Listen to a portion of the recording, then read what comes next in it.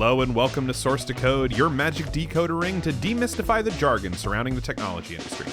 I'm your host, Ben Coffin, and join me each week as I try to dig into what these buzzwords are all about, how they're being used, and who actually needs them. Well, we've reached the 10th and final episode of Source to Code, and we have saved the best for last. Over the course of the last season, we have talked about how artificial intelligence is making better tools for our toolbox, how digital twins create a new playground for development, and how big data is giving us superhuman insights. But all of those things come together when we talk about the biggest buzzword of the moment, the Metaverse. Okay, so at the start of this season, when I was trying to think through ideas of buzzwords to investigate, the standout buzzword for me was this Metaverse thing. From everything that I could tell, Metaverse meant all things to all people. It was a new generation of the internet. It was an evolution of how we consume content. And it was also kind of some far off future that we may never get to in our lifetime. So what is the Metaverse? The Metaverse name originates with the science fiction novel Snow Crash by Neal Stephenson, a world of virtual reality that allowed people to interact as avatars.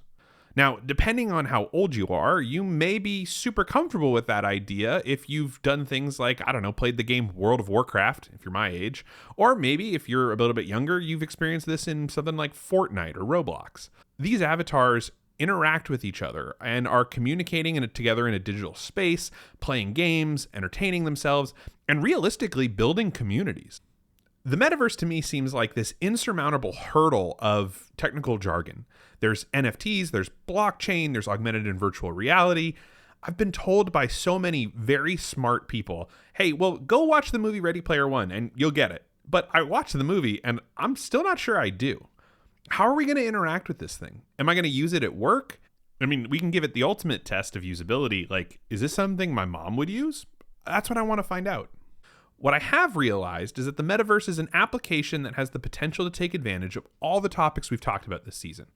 Artificial intelligence, digital twins, big data all contribute to the world of the metaverse, whether that's by having a predictive AI that's keeping your headset connected to a 5G or 6G signal, digital twins mirroring a system that you can evaluate and interact with in the metaverse, or just having enough data to fill in the gaps and provide an immersive reality.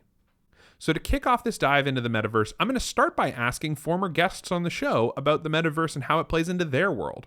I'm bringing back Sarah LaSelva, Jonathan Wright, and Dr. Silvio Tuca to get their perspectives on the metaverse and hear how their industries, telecommunications, software development, and automotive, all play inside the metaverse.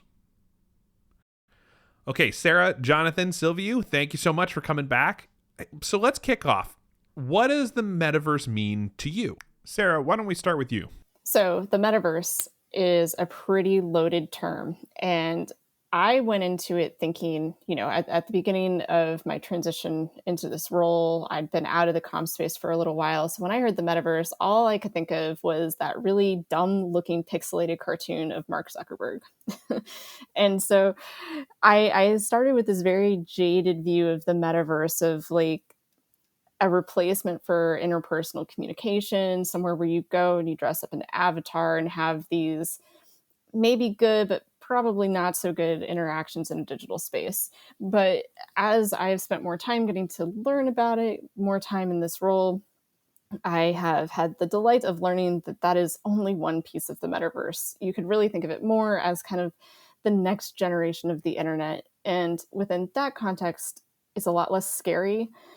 I don't know how excited I am about it because I am over that cusp of kind of 20-something new technology zealot, but I do think it has the potential to enrich our overall interactions on the internet and with each other, especially if we're able to integrate something like holographic communication or more of a 3D. If we can get more body language and something that's closer to a human interaction integrated into our conversations, I think it'll be pretty great. Okay, so human interaction, really like trying to get us something that's going to like improve telepresence kind of stuff. Okay, I think that makes sense. Jonathan, you are like Mr. Metaverse here at Keysight. Talk to me. What does Metaverse mean from your perspective? So I think it's really interesting that this is really the year of Windows Mesh and Meta work spaces. It's really focusing on collaboration. So post-pandemic landscape, how do we deal with someone in Singapore using some Cisco equipment, telepresence, wanting to join a call with somebody using an XR headset like a HoloLens 2 or an Oculus Pro, and then combining things like VR consumer devices like the Quest 2. What happens when you're having that call where there's 3 or 4 people in a room, in a conference room, and you're waiting for, collaboration against a whiteboard? How long is it between the person in Russia or Japan or United States to the person who's walking over to the board and writing on? How long does it take? And they're the 3GPP kind of test scenarios that most of not only telcos, but your big providers like Microsoft and Meta are really keen on being able to roll out to the real world. Okay, interesting. So yeah, so we're again, I'm hearing like the replacement of telepresence, the getting communication improved, like dynamic conversations between folks. All right, well, okay, so you guys both come from domains where this is something I think very heavily present. We talk about all the time. Sylvie, you're in the automotive space. Like, where is the metaverse in your world of automotive? What does it, for starters, mean from your perspective? Wow, what a question. Metaverse. I don't know. I think at times I think it's maybe a buzzword. Something that you would hear in different podcasts or in different talks on on YouTube. I didn't pay much attention to it until lately. Some people might say this is a simulation. Some people might say this is the Matrix. We will all live in the Matrix one day. Some people think it's just a buzzword, something that has to do with NFTs and cryptocurrency or coins, all that stuff. I don't know much about it, to be honest. Okay, no, that's fine. I think that's like a really realistic place that we're all sort of at with the metaverse. So maybe I guess then to contextualize everything together, what does it mean for these industries? Like, again, I know Sarah from the telecoms perspective, Jonathan from software development, software testing, like this is very relevant. What does this mean to your individual industries? Sarah, how about you? So within wireless, I think the metaverse is a very interesting business opportunity. It really has the potential to change the fundamentals of how money is made within the wireless ecosystem. Very similar to the way that we've seen kind of Facebook, Amazon, Google, all these different companies come in and build apps on top of the internet and make money and change the revenue stream. And I think that the metaverse has the same potential to do that. So there's a lot of ways that we could look at providing value in changing the value stream and the monetization. And it's also an entirely new revenue stream for advertisement and for entertainment.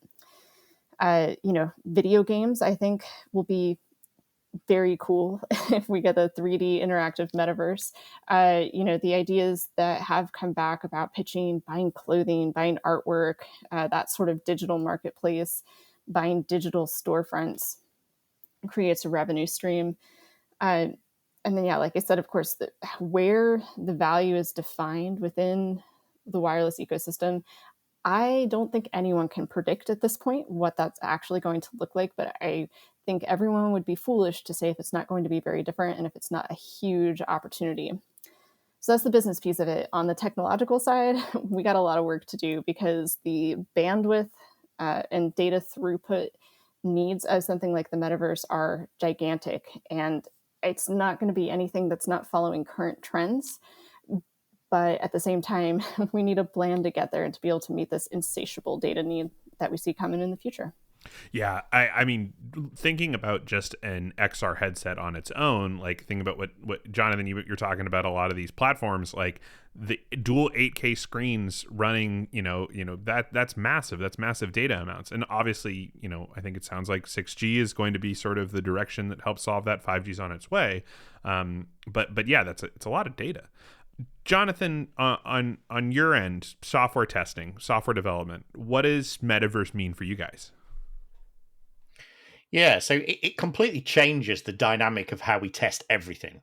So we have to test in the eye of the beholder what it looks like. So how we're actually viewing the content, and of course we look at it in stereo, so using two eyes. So understanding the width between eyes and also eye tracking technology incredibly important. We're going to start seeing, we've seen patents for both the Google glasses, Apple glasses from a consumer perspective next year, both used for payment authorization for biometrics.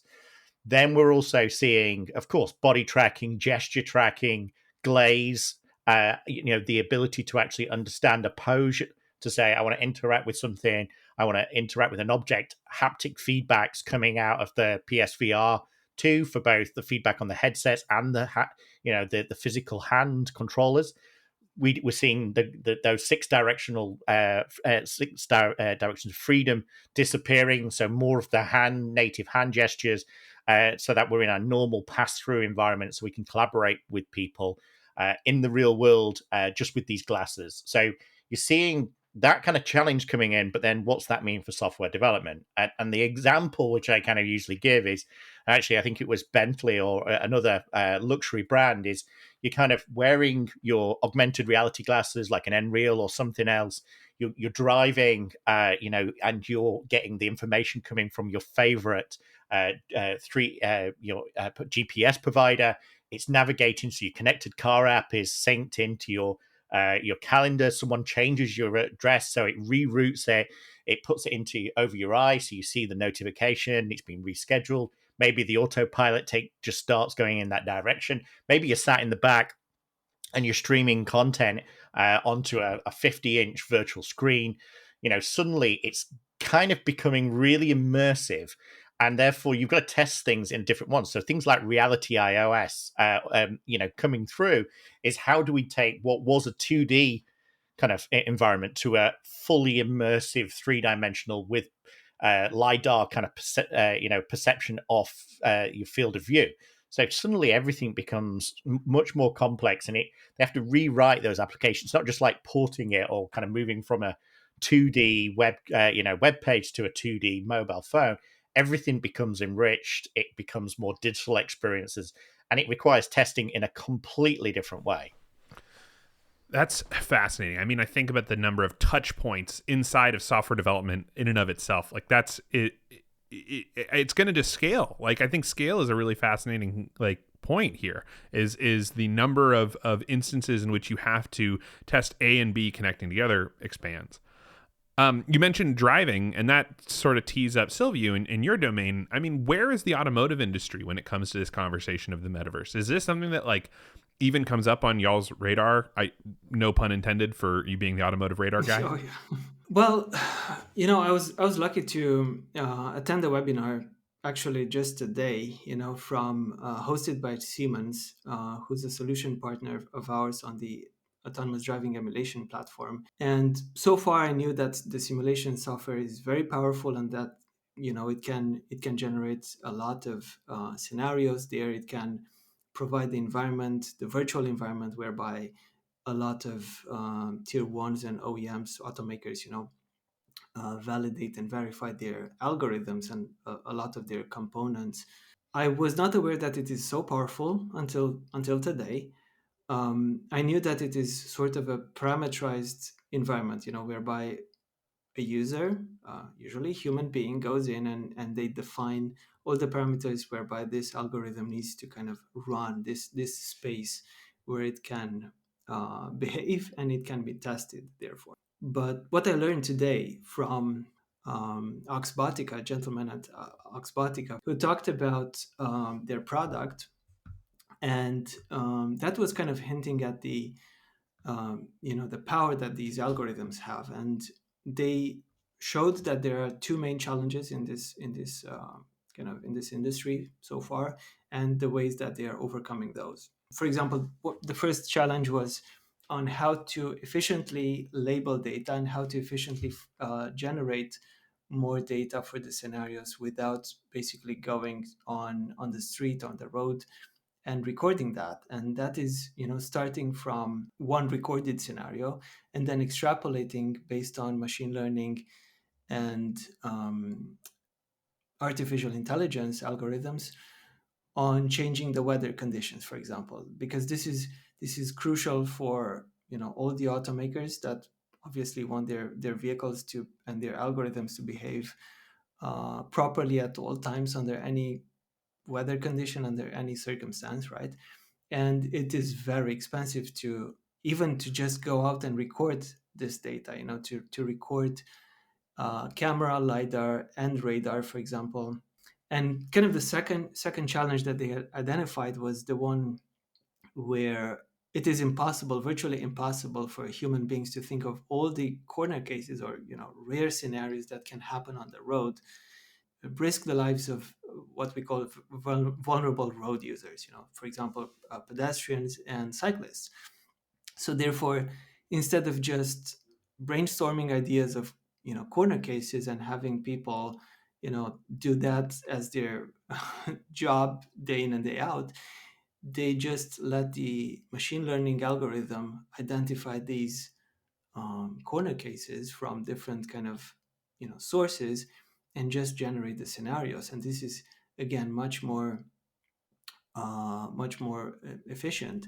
Got it. So we're taking the immersive experience that you would need to build out in the metaverse, and those same tools can also be used inside of like test environments for the automotive world, which like I guess makes sense because as you're building out this technology that is designed to create and synthesize an environment around you that is not necessarily one that exists somewhere in the world, or you're trying to replicate it but you can't take all the measurements to make that happen, like this is going to persist. And I think maybe at first I had thought metaverse in the car is going to be put on a headset and get to driving, but it sounds like it's actually a better way to reuse some of this, and how this technology that we think of as being like metaverse technology potentially trickles down into other areas of the ecosystem.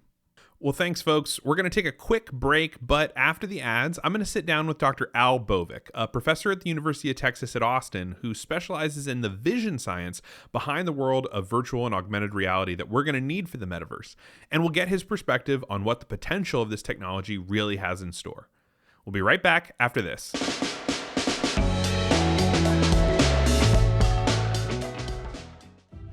The moment you walk out to the launch pad, it's a unique experience unlike any other one. It's a game changer for the militaries. The biggest problem they have is, how do I test the application the same way the user is going to do it? So much more of the capability is embedded in the software and in the touch panels, and that's really where Keysight and the eggplant capabilities come in. I'm Allison Friedman, and I'd love for you to join former NASA Chief Astronaut and Navy SEAL Chris Cassidy, Keysight Aero Defense experts, and me as we discuss testing software systems for space and missions at the edge. Join us March 21st at this exciting new webinar. Go to keysight.com/find/space to learn more.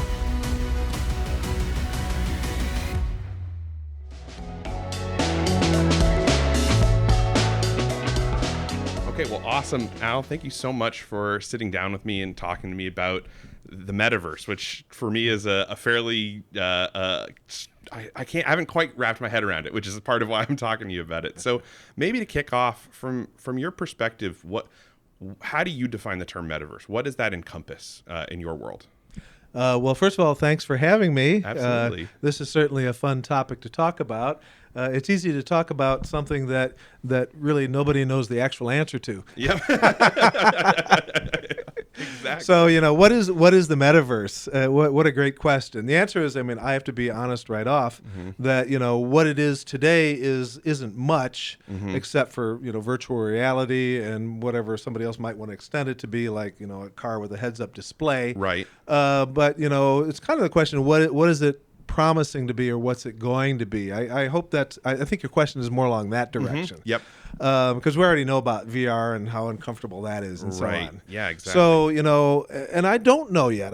There's a lot of things you can, read and listen to about what it might be, but nobody really knows what it's going to be. So I can think about what I hope it's going to be. Yeah. Okay, yeah, that's absolutely. really what I think is more important, first of all. Yep. So, well, first of all, just in terms of usability, I hope it's something that's comfortable and usable and wearable and ergonomic, so that people will say, I don't mind doing this, putting it on, and maybe wearing this for 3 or 4 hours. Although I'm not, necessarily advocating people be in the metaverse all day long. I think reality is reality is okay too. Yep.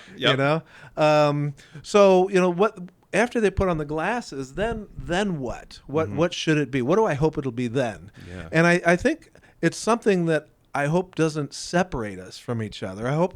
What I hope is that it's something that brings us more together.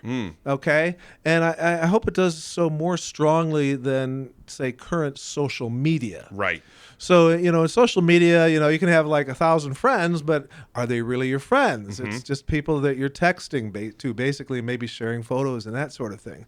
Whereas to me, I hope that the metaverse is something where you're 1,000 miles away from a friend, and yeah, you could do a Zoom call, but then it's not always convenient to do that. But maybe you could join them where they are in some virtual way.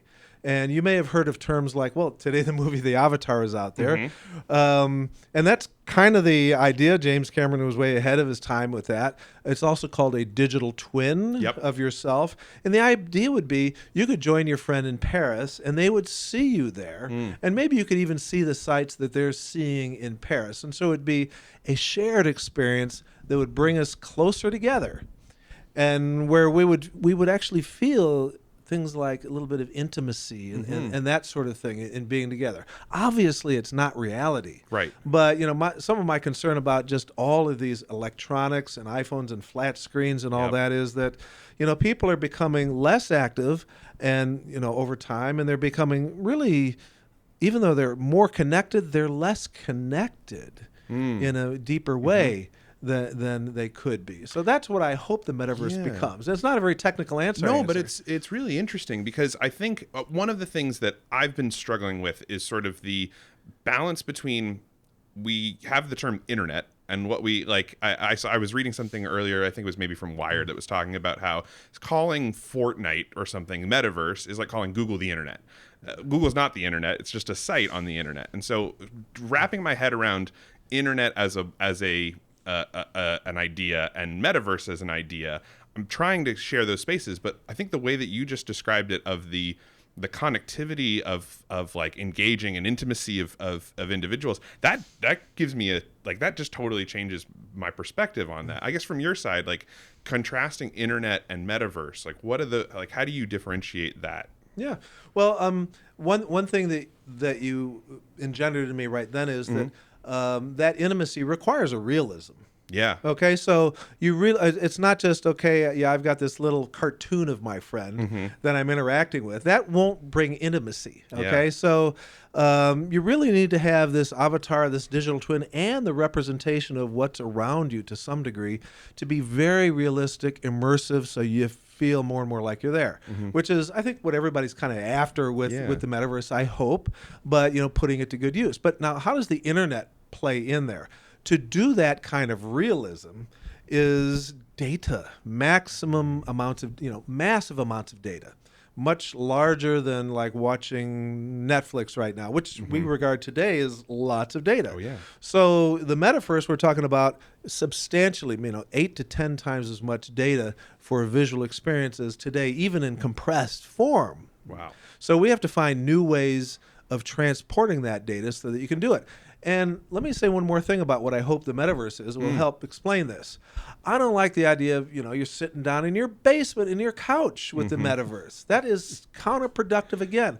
I want you outside. Yeah. I want the metaverse to be something where you're outside, you're walking around Paris, you're walking around your local park, you're experiencing the world, and it's augmented. Yeah. So let's bring that word in now. Yep. Okay, where there's something you can add to the world that makes it, either whether you're pointing something out or it's labeled, what is that mountain? You instantly know, or you can, have something I can't even imagine right now to change your reality, but still it's real.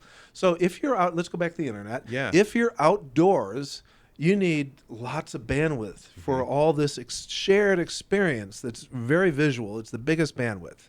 The fact that it's big as bandwidth is the reason why half of our brain is implicated in vision. Oh, wow. In some way or other. So, 100 billion neurons, half of the brain is implicated in that. So if you're out in the park, it's got to be wireless. And that means that, wireless solutions have to advance tremendously. Yeah. Our devices, how much data they can transmit, the volume of data, how much it can receive, how much it can process, Mm-hmm. all of those things. We're a long way away from this sheer volume of data, but I'm convinced it will come. Mm-hmm. That day will come, but it requires an integrated suite of wireless technologies, internet protocols and technologies, and computation too. Right. So what about computation? So ideally, you'd like your metaverse device to be something like a pair of glasses. Mm-hmm. And even some people don't even like wearing glasses, but you can't satisfy everybody, right? Yep, exactly. If you can't wear shades, then forget it. Yep. I mean, so if you can wear glasses, we'd like to pack that with computational power as well as wireless bandwidth. Mm-hmm. And the reason for that is, suppose that there's somebody you talk to all the time. Yeah. So is your best friend, your wife, your husband, your kid, and whatever. Well, you can create a model of that person at your receiver, hopefully inside those glasses, so that if you have a model, then you don't have to have as much bandwidth that's sent. Instead, you just have their location and something about them. Mm-hmm. Okay, certainly can read their emotions, their facial expressions. If you only transmit the facial expressions and some other aspects of their parents, maybe they comb their hair every day, I don't know, and then the avatar can take that, and most of the data is already there. So that makes it much more feasible. That solves a lot of the communication bandwidth problem. The amount of data you're sending from point A here in Austin, Texas, to Paris, France. Yep. See, okay, so and this is interesting, I think, because the immersiveness of the metaverse is sort of, I think, is something that's very attractive about this idea, right? I think every time I've talked to someone who knows more about the metaverse than I do, which is most people, it seems, they've said, "Hey, well, go watch Ready Player One, and you'll get it." Right, and that is helpful. It's a very helpful perspective to get to watch that movie. But what I'm curious of is, you talked about facial expressions, and I think about this from the data standpoint of, like, okay, there's certain stuff that you have preloaded, you have that model, and you focus in on the vision side and the perception, vision perception side of things. I guess for making something immersive, for like, maybe I'll give I think Netflix, there's something about how accurate their prediction algorithm of what you're interested in has to be for you to think that it's actually getting what you want, and it doesn't actually have to be as close as you would initially think it would have to be, right? You're pretty you like what Netflix delivers the content to you, even if it's not 100% right. What is that for the immersiveness of the metaverse? This how do I buy into it, I guess, is maybe the question. How do you sell them? And you're talking about that you visually like this stuff, as Yep. opposed to like a recommender system that says what movie you like, right. Yep. Okay, so the content that is sent by Netflix to your home, it has been compressed tremendously, about let's just say 100 to 1, which is very realistic. That means only 1% of all that picture, that movie you're watching, has been sent. And yet at your end, it's reconstructed and it looks perfect. Yeah. How can that be? Well, number one is you can do mathematics. You can also understand the brain, however. And in fact, that Netflix video that's been compressed is under the control of one of the algorithms developed here at the University of Texas at Austin. So you're wondering about that, okay? I pointed to an Emmy Award. So, but the thing is, there's so much more data in the metaverse, Right. that today's compression algorithms are nowhere near good enough. So what else can you do? Okay. So to make it so that people like it when they're there. Right. Okay. So a big thing is, well, we can do visual eye tracking. That means we can, and you can, the latest Quest Pro from Meta Platforms has eye tracking in it, and it has about 6 other cameras in it too, for various reasons. But these cameras are used to track your eyes and where they're looking. So if you know where you're looking, the person wearing the helmet, that is, you can increase the compression by a factor maybe 10. The reason why is, when I'm looking at your face, everything around you is blurry. Yep. And that's right, because your face image falls right in the middle of my retina, where I have the highest density of neurons called cone cells. After that falls off, if you a curve that we say it's, like exponential fall off. Falls off really Right. fast, like a really steep hill. Yep. Okay? And that means that's why out there in what we call the peripheral regions, it's all blurry. Yeah. And you can't change that. That's why when you're reading a page, you can only read the word that's right, at your point of gaze, Right. we call Yep. it. The ones right, you can't read them. You can try as hard as you want. Well, maybe you got really great eyes. You can read like one line away or Sure. something. Okay. Yep. So we can exploit that. We can compress that stuff out there a ton more. A ton more. Okay. Maybe by factor of 10 more, which makes Right. the communication problem a lot better. Okay. So this is a very positive side of the perception thing and we were studying this like 20 years ago and everybody was yawning, and why are you doing this foveation? It's called foveated compression because that's our fovea. Why are you doing that stuff? It's not useful, but we wrote now here everybody's, excited about it, and companies are coming to us and saying, we want to do that. Show us how we can do that best. Can we use deep learning for that? And that kind of thing. Yeah. So that's one aspect of perception. That's a positive one. Okay.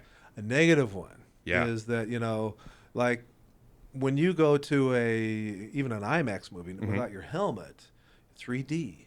Okay, you're going there and you want to watch 3D.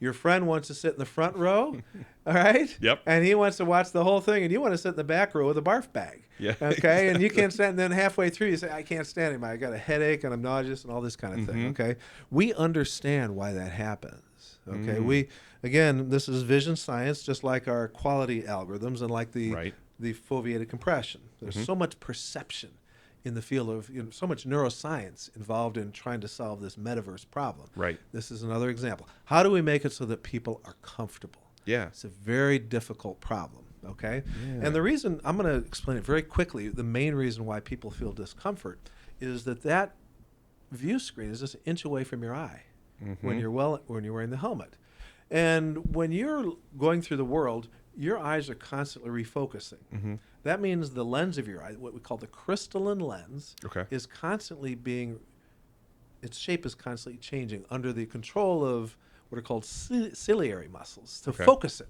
Your eyes are constantly focusing. Right. Well, at the same time, your eyes are also verging when you're in 3D. Like if you bring your finger in front of your face and bring it to your nose, your eyes cross. The magic eye diagram sort of thing. Yeah. Right. And that's so in the third dimension, both eyes are seeing the same thing, so you can actually see in 3D. Okay?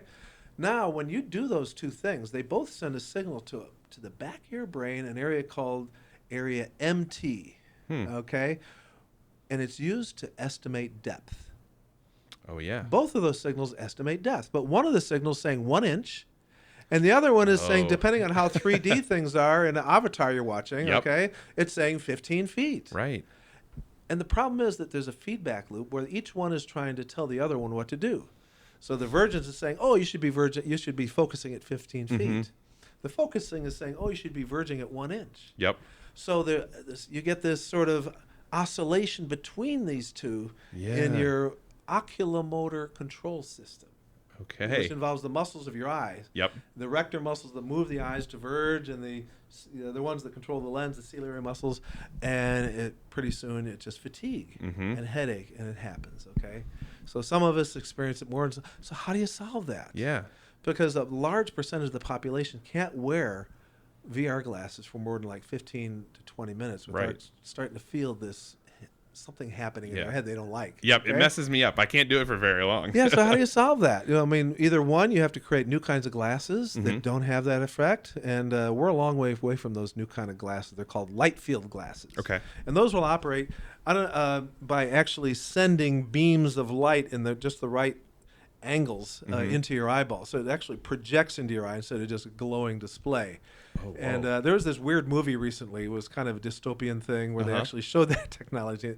I mean, the whole movie, people are in this fairyland. I wish I could remember the name of it. Yep. But at the end of the movie, it shows that they were actually laying in bed the whole time with these light beams projected in their eyes. Oh, whoa. Yeah, this is a recent movie. I just saw it like a few months ago. But the other thing is that very careful content creation. So Avatar, fewer people feel nauseous and bad because the original Avatar, there's a friend of mine named Marty Banks from Berkeley who was on the scene. He's a vision scientist. And he told him just how to direct the cameras. And, they also make the background blurry on purpose and things like that. But this is a sophisticated process. Yeah. It has to be solved. And I think we need both things to happen. Displays to improve so that they are less likely to produce this discomfort, and also really intelligent content creation, which might involve also deep learning. Yeah. The content creation side is that's really interesting, because I think about to take it back to, we were talking about Metaverse being more than what social media offers. Like, I think about content creation from the social media angle right now, and it's the tools are very, there are plenty of tools out there to create the content you want to create in social media. And how far away is the future of tools, or I guess what does the landscape of tools look like? Because I just watched Avatar, the new second one, and I could not believe what I was seeing. Like, I was like, this is where we're headed. This is incredible. But that's the James Cameron budget, right? So where are these tools now, and how far away are we on those tools? I think the biggest barrier is the physical thing that you're wearing. Okay. Yeah. In fact, there was an announcement by Apple just yesterday or the day before that they are postponing or even temporarily abandoning their augmented reality glasses effort. And that's Apple. And when Apple tries something, they're very good. Yep. And they do things they don't finish, but it's unusual. Right. They usually let's kill it. Yeah, exactly. Okay? They get it right. And instead they're going to be bringing out a pair of XR. And what I mean by that is it'll be like a VR, I assume. They haven't revealed it at all. Right. But it has what are called pass-through cameras. So you can see the outer world, but it's through cameras, which then are on displays. Oh, interesting. Instead of having just lenses there that have like a heads-up display or something like that, where it doesn't go through a camera and all that first. Okay. So and I'm sure it'll be very cool. Yeah. But it's not AR. So that points out, Meta, when they talk about AR, you can read some papers by some of their senior technology people. They're still talking about, 5 to 10 years away. And this is a direction that's harder than any kind of algorithms to develop something like that. So for true augmented reality, where you just put on a pair of glasses, the limiter is the glasses itself, and that may be 8 to 10 years away. As far as the content creation, I think this is more of a, if you build it, they will come. Right. So if you had the glasses there, I have no doubt that today's algorithm builders can do it. The only question is, could you, fit the requisite computation also into that hardware device or whatever. Or would you have to have you would have to carry something in your pocket? Yep. Or would you, or it could be sent from the cloud, But I'm convinced that would be much more near term. Yeah. Even the communication issues, I think, are more near term. They advance very rapidly. We're 3G, 4G, 5G, 6G. Yep. Yeah, each one is like a 5 to 10 year thing, but ideas come in between. Right. So I think it's the glasses, and it's 8 to 10 years. Okay. All right. 8 to 10 years, glasses. I'm ready for it. I speaking of glasses, and this is something I've been curious to ask you, is I wear corrective lenses. How do I get into the metaverse or into virtual reality? How do I put these? Because I can barely fit the headset on with the glasses. What's the future for correcting vision with this technology? Is that you mentioned the cameras, and I'm like, surely there's a way that I can put my prescription in these things and get vision. How does that experience, when you talk about comfort, fitting into the overall user experience? How does that play into things? Well, I mean, today's big headsets, big and clunky, you can put it on over your glasses. Yeah, okay? Right. But yeah, absolutely in the future. So it depends on what you're talking about. If it's VR, where there's a screen in front of you, well, there's a lot of lenses involved in VR goggles as well. And, people at Meta, they have master optical engineers who can create, it'll probably be expensive at first, but prescription VR goggles. I don't see any reason why not. That can't be embedded into the lens the multiple lens solution that provides the VR solution for you. And I imagine that with time it'll be something that switch in, switch out, instead of having to redesign the whole optical system for an Right. individual. Okay, so I think that will come quickly.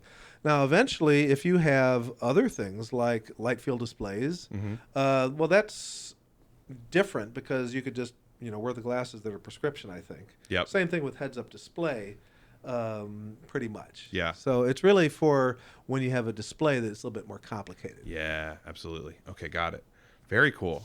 Well, one other to circle all the way back to the very beginning in terms of getting to what metaverse technology means and what you hope to see from it. I guess if you were to pick maybe like one application or benefit that you think it's going to really knock people's socks off or make a huge difference, what is that sort of, I don't want to say killer app because I think killer app is maybe overused in this case, but what's the thing you're most excited for when we're talking about the metaverse? Okay, well, I'm going to answer that by first saying what I hope it doesn't, because I started out with a hope, sort of. Yep. But what I hope it isn't is something, I think the iPhone and tablets and all this are wonderful. They expand our minds. They make us, more knowledgeable and be able to do productivity, everything. But I also think, amongst the youth of America and even the adults, it makes them much more, quite often, let's just say, not everybody, much more, indolent, just sitting around doing nothing, looking at a flat screen. And, if you look at a flat screen for a long time, I think it actually reduces your overall 3D sense. I don't mean necessarily the binocular only, but your overall ability to interact with a three-dimensional world. Yeah. I think you lose some. I don't mean you can't walk down the street and all that, but you lose some sort of proprioceptive ability. That is the ability for your body to interact with the world in combination with vision. Okay, so that's a big concern of mine that the metaverse could lead to more of that if not done properly. Yeah. Really. Okay, and I do think more kids today are just laying around and do nothing except look at their phones. and they try to get out there and do things, they're not able to. Okay, and not only because they're like weak or something like that, but because they're neurologically not able to, and so that's a concern. So let's go the other way. Yep. That's a setup for what I hope it increases our level of activity. So why do we need to be on a phone call, sitting on our rear in an office or in front of a Zoom screen, when we can be out in that park walking, which is one of the greatest exercises in the world, walking around, taking it in, breathing fresh air, or being out in the mountains, that kind of thing. I mean, right now I Zoom in my cabin in the mountains. Still not the same. Yep, exactly. You might go on a hike afterward, but still you're in Zoom all day, maybe if you're working remote. So I think that, and again, it comes back to that connection with other humans. I think that's what holds us all together.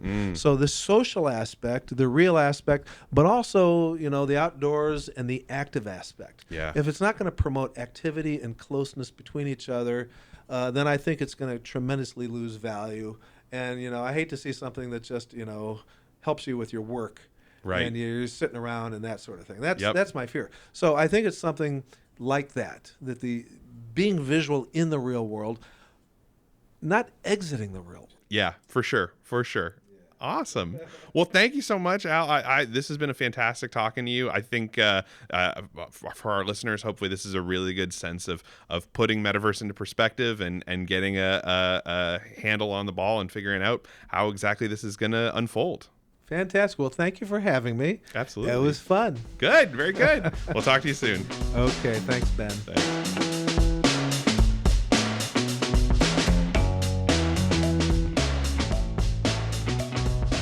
So there you have it, folks. The metaverse is solved after those conversations, right? Well, maybe not entirely. My read after my conversation with Al is that the metaverse is a culmination of where our technology is headed. It's the epicenter of the what's next question we keep bringing up whenever we talk about new or innovative technologies. Over the course of our conversation, Al brought up things that we recognized, the need for better connectivity, better compression algorithms, a virtual world of digital twins, data galore. All of these buzzwords from our season are trickling down into this application that is the be-all and end-all that is the metaverse. It's still early days in metaverse experiences, but from what I hear from all of our guests is this aspiration that it'll bring us closer together and connect us in ways that we can't fully experience today. At the top of the episode, I said, is this metaverse going to be something my mom is going to use? And I can tell you this, if it means being able to improve our weekly FaceTime calls and be able to, better spend time together, then you'll bet it's something that she's going to use. But I will probably have to help her set it all up. Well, folks, that is the end of our season here on Source to Code. It has been so much fun getting to explore the intricacies and nuances of all these big tech buzzwords all season long, and I've hoped you've learned a thing or two along the way. If you've taken away something from the show, how about telling a friend that you like the show and send them a link?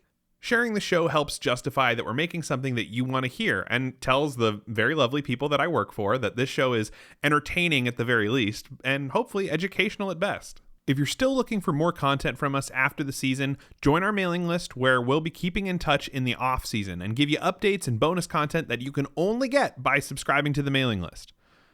You can find that link in our show notes or head over to keysight.com/find/source-to-code to sign up. And as the season ends, our giveaway is coming to a close. So, hey, here is your last chance. If you sign up for the mailing list, you can get entered for a chance to win the coolest Source to Code hoodie so you can rep what is hopefully your new favorite podcast. Giveaway is limited to US and Canada, but if you haven't signed up on the mailing list, again, do it now before the giveaway wraps up. And if you're already signed up and you're waiting to see if you've won, keep an eye on your email. We are going to be alerting the winners through email and getting your information so we can send you the hoodie. Thanks again to Al Bovic for letting me come down to his office at University of Texas and talk about the metaverse. It really was an honor to get to pick the brain of such an accomplished and insightful researcher. Thanks again, Al. And also thanks to Sarah LaSelva, Jonathan Wright, and Silvio Tuca for coming back on the show and giving their thoughts in the first half. And last but not least, I want to give a very special shout out to the team here at Keysight that made this whole podcast possible. Jennifer Mullen, who is our faithful writer and writes all of the blogs that go out with each episode. Catherine Guillot, who sends you emails and crafts our social media. And Brianne McClure, who gave us all the tools to get this show into your ears and kept us on schedule to do it. For the last time this season, my name is Ben Coffin, and this has been Source Decode.